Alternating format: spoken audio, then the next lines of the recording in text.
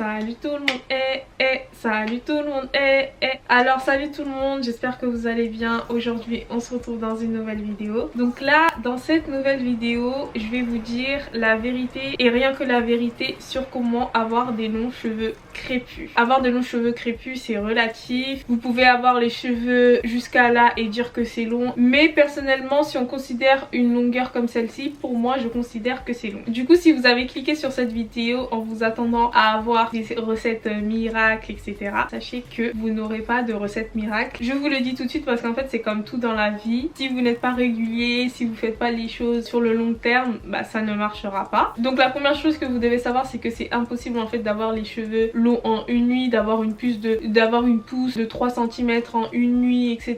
Tous ces masques là, miracles là et tout, c'est du bullshit. Au mois d'août, ça va faire 6 ans que je suis au naturel, que je m'occupe de mes cheveux, que je fais des soins, que je fais plein de choses pour que mes cheveux soient en bonne santé. Donc je pense que je peux vous donner des conseils par rapport à ça. Sachez que pour avoir des longs cheveux crépus en l'occurrence, il va falloir être consistant, il va falloir être régulier. C'est comme tout dans la vie en fait. Par exemple, quand vous voulez avoir des bonnes notes à l'école, il faut que vous ayez travaillé toute l'année pour avoir ce que vous voulez. Si vous voulez construire un business, bah, il va falloir travailler tous les jours, fournir les efforts nécessaires. Et pour les cheveux c'est pareil en fait. Il n'y a rien dans la vie que vous obtenez comme ça en un claquement de doigts. Alors, je vais vous dire le secret pour avoir des longs cheveux crépus. Sachez que vos cheveux pousseront toujours. Si vous n'avez pas le crâne chauve, ils pousseront. Si vous n'avez pas la calvitie, si vous n'avez pas une alopécie sévère grave, vos cheveux pousseront dans tous les cas. Vos cheveux poussent en fait. Vous pouvez pas dire oui, comment faire pour que les cheveux poussent plus vite. Vous pouvez faire des choses pour stimuler la pousse, mais vos cheveux dans tous les cas ils poussent en fait. Vous pouvez faire des choses pour accélérer et tout, mais ça sera pas aussi efficace que ce que je vais vous dire après. En fait, il faut tout simplement retenir la longueur que vous avez déjà. Partons du fait que les cheveux poussent. Si vous n'avez pas de problème tels que l'alopécie, etc.,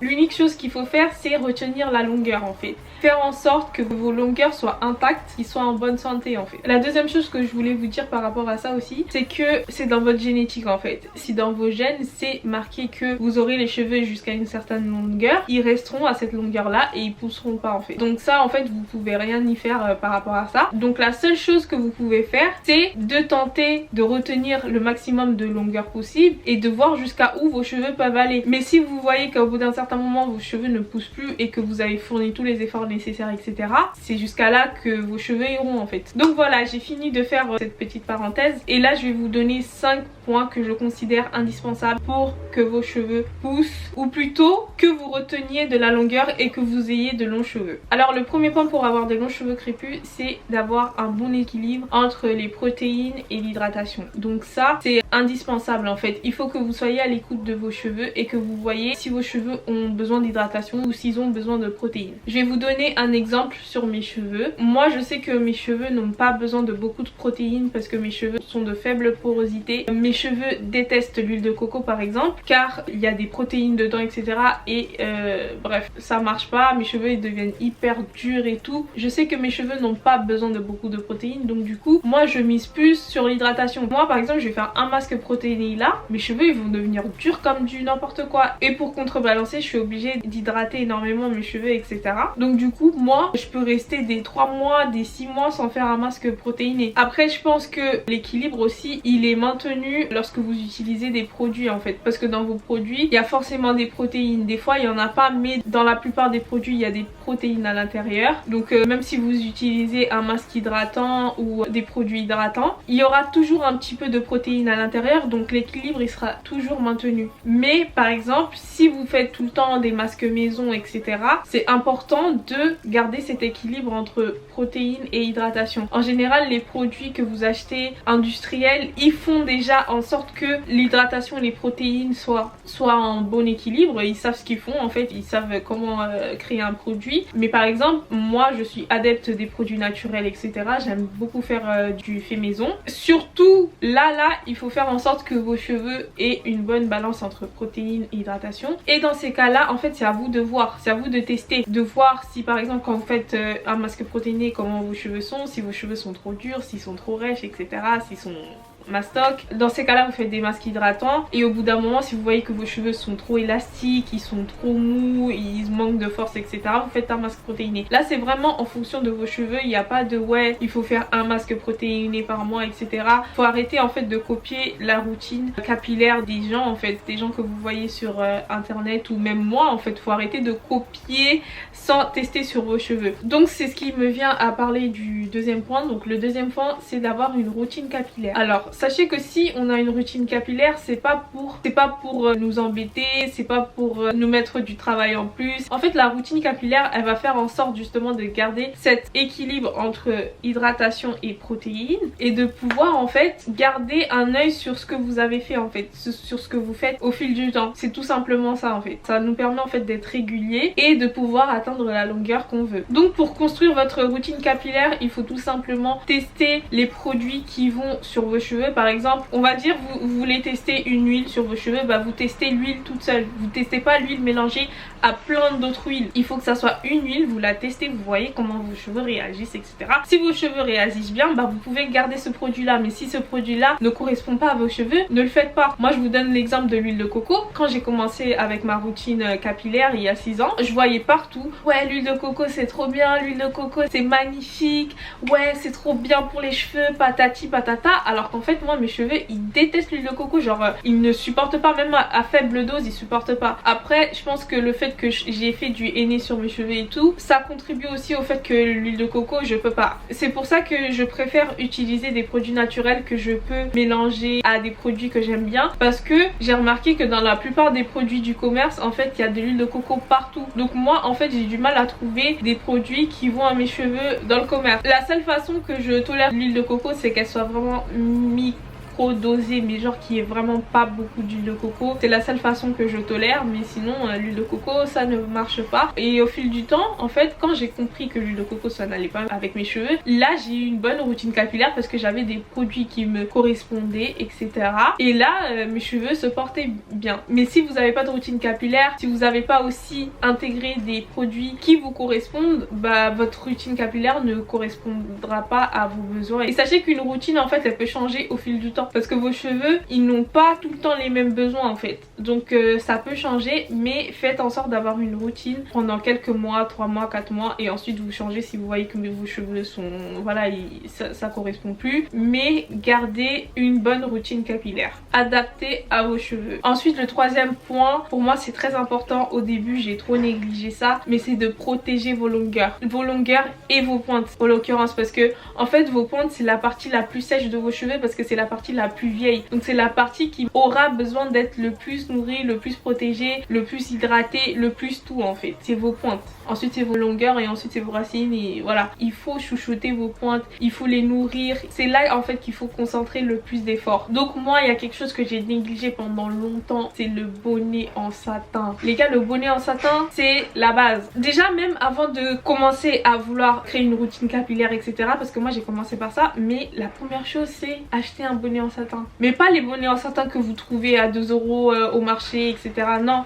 Pas ceux-là, pas ceux à 2 € parce que c'est pas du vrai satin. Et en fait ça marche pas, c'est du synthétique. C'est comme si vous mettiez du coton sur vos cheveux. Sachez que le coton il absorbe tout. Si vous avez mis un foulard en coton sur vos cheveux alors que vous venez de faire votre routine capillaire, vous avez hydraté, vous avez fait votre masque, ça ne sert strictement à rien. Tout ce que vous avez fait là en fait ça sert à rien. Donc c'est pour ça que je vous dis que le bonnet en satin c'est la première chose que vous devez acheter si vous voulez commencer à prendre soin de vos cheveux. Après vous pouvez acheter une tête d'oreiller en satin plus le bonnet en satin et tout. Franchement ça c'est le best, parce que si votre bonnet il tombe pendant la nuit, bah vous aurez votre tête d'oreiller en satin. Mais les gars, ne négligez pas cette partie, je vous jure c'est le plus important. Je vous promets que c'est le plus important. Je sais que c'est cher, des fois c'est dans les alentours de 20 € et tout, mais investissez dans un bonnet en satin. Moi j'en ai un en wax, bonnet en satin c'est la base. Après pour hydrater vos longueurs et vos pointes en profondeur et tout, et protéger vos pointes, vous avez également la baggy méthode. Donc cette méthode moi je l'utilisais pendant un moment et tout, quand mes cheveux ils étaient hyper secs et tout. En fait c'est de faire votre routine, donc mettre un maximum de produits sur vos pointes etc, et ensuite vous mettez un sachet en plastique sur vos cheveux et vous mettez un élastique pour pas que ça parte, et ensuite vous gardez ça pendant toute la nuit, et le lendemain en fait vos cheveux seront encore hydratés et vos pointes sont vraiment hydratées de ouf, vraiment c'est vraiment rentré à l'intérieur, et le matin vous pouvez vous coiffer comme vous voulez et voilà, votre hydratation est gardée. Vos pointes sont vraiment hydratées en profondeur et ça c'est une bonne méthode. Franchement j'aime bien la baggy méthode et tout pour protéger vos longueurs, c'est très bien. Après je pense que vous devez avoir d'autres méthodes, mais moi je vous parle de ce que je connais, en fait de ce que j'ai testé et ce qui a marché pour moi. Alors le quatrième point pour moi qui est très important, c'est de couper ses pointes. Contrairement à ce que beaucoup de personnes pensent, couper ses pointes ne vont pas faire en sorte que vos cheveux poussent plus vite. Couper ces pointes ne vont pas faire que vos cheveux soient stimulés, que votre cuir chevelu soit stimulé et que vos cheveux vont pousser. Non, couper ces pointes en fait, ça va tout simplement empêcher que vos cheveux s'abîment. Pourquoi? Parce qu'en fait, si vos pointes sont abîmées, ça veut dire qu'en fait, il y a une fourche. Et la fourche, généralement, elle se forme en bas des cheveux. Donc c'est là. Et si vous ne coupez pas la fourche elle remonte. Donc elle va remonter tout le long de votre fil. Donc la fourche elle va remonter tout le long de votre cheveu et tout votre cheveu sera abîmé. Quand je dis cheveu, je parle d'un cheveu. Par exemple, s'il y a une fourche sur un cheveu, la fourche elle va remonter jusqu'au bout si vous ne coupez pas. Donc c'est une question de temps. Donc quand vos cheveux sont abîmés, n'hésitez pas à les couper direct parce que plus vous attendez, plus vous aurez les cheveux abîmés et plus vous aurez pas les cheveux en bonne santé et plus ils vont se casser en fait. Et ils commencent à se casser sur les pentes. Et c'est là où ils sont le plus sensibles, c'est là où il y a le moins d'hydratation, etc. parce que c'est la plus vieille partie de vos cheveux. Coupez pas vos pointes tout le temps non plus si vous voulez retenir de la longueur bien sûr. Après vous faites ce que vous voulez, mais là je parle dans le cas où vous voulez avoir des longs cheveux. Coupez pas vos pointes tout le temps, mais coupez lorsqu'ils en ont besoin. Si vous voyez que vous avez des fourches tout le temps, coupez en fait. Ne vous dites pas ah non je coupe pas parce que j'ai envie d'avoir des longs cheveux. Et justement c'est ce qui va faire en sorte que vous gardez votre longueur. Et enfin le cinquième point, c'est de faire des coiffures protectrices. Alors quand je parle de coiffures protectrices, je parle de coiffures qui vont protéger vos pointes, qui vont protéger vos longueurs. Vous n'êtes pas obligé de mettre des faux cheveux, des braids, des vanilles. Vous n'êtes pas obligé de faire ça pour protéger vos cheveux. Ça c'est vraiment le choix de chaque personne. Donc coiffure protectrice, c'est une coiffure qui va protéger vos cheveux. Donc coiffure protectrice, ça peut être un chignon avec vos cheveux, donc un chignon vers le haut où vos longueurs ne sont pas à l'air libre, qui touchent pas vos épaules et tout, qui sont pas en fait à l'extérieur. Genre une coiffure protectrice, c'est une coiffure où vous allez mettre vos cheveux dans cette position là et ils seront protégés. Donc du coup vous pouvez faire des chignons, vous pouvez faire des tresses et les garder pendant longtemps et tout. Bref, vous avez plusieurs coiffures protectrices. Après je vais revenir sur le point de la perruque par exemple, parce que moi je porte des perruques. Et du coup les perruques, si vous les utilisez de la bonne manière, si vous ne mettez pas de la colle à outrance au niveau des edges, parce que ça je peux vous le dire, c'est la vérité en fait. Si vous utilisez trop de got2b, même le got2b ça arrache les cheveux hein. Je vous dis la vérité, même le got2b si vous l'utilisez à outrance tous les jours, à un moment j'utilisais tout le temps des perruques et là au niveau des edges, genre ça a commencé à partir. Tu vois là j'ai arrêté de mettre, j'ai pas arrêté de mettre des perruques mais j'ai arrêté de mettre de la colle. Là je mets plus de colle sur mes cheveux, c'est vraiment dans des occasions spéciales, mais la colle franchement faut faire attention hein. Et quand je parle de colle, je parle même de la got2b genre avec qui se rince à l'eau. Donc si vous voulez porter des perruques de la bonne manière, je vous conseille de la porter sans colle. Vous faites vos nattes, vous les hydratez à fond et vous la posez comme ça sans colle. Et sachez que c'est pas parce que vous avez une coiffure protectrice, c'est pas parce que vous avez des tresses, vous avez des braids aussi, qu'il faut laisser vos cheveux comme ça en fait. Même quand vous avez des braids, il faut hydrater votre cuir chevelu, mettre une huile dessus, etc. Moi j'ai fait le choix de pas laver mes cheveux quand j'ai des braids, c'est mon choix, je trouve pas ça très important en fait. Tous vos cheveux sont protégés sous la tresse, donc ils n'ont pas besoin de toute l'hydratation. Du moment que vous avez fait ça avant de faire vos nattes, pour moi c'est suffisant. Mais après chacun fait comme il veut et tout. Mais moi la seule chose que je fais quand j'ai mes braids par exemple, c'est d'hydrater mon cuir chevelu, parce que mon cuir chevelu il est exposé en fait. Moi par exemple si je garde mes braids pendant un mois, je vais pas laisser mon cuir chevelu comme ça pendant un mois. Vous voyez ce que je veux dire? Donc là par exemple si vous portez des braids et tout, c'est le bon moment de vous occuper de votre cuir chevelu. Donc voilà, je pense que c'est tout ce que j'avais à dire au niveau de la rétention de longueur. Donc si vous avez d'autres questions pour savoir comment avoir de longs cheveux crépus, retenir de la longueur, etc., n'hésitez pas à me le dire en commentaire. J'espère que cette vidéo vous a plu. Si cette vidéo vous a plu, n'hésitez pas à mettre un like dans la vidéo. N'hésitez pas à vous abonner à ma chaîne. N'hésitez pas à activer la cloche de notification pour être au courant de quand je sors une vidéo. Je vous fais des gros bisous et je vous dis à la prochaine vidéo.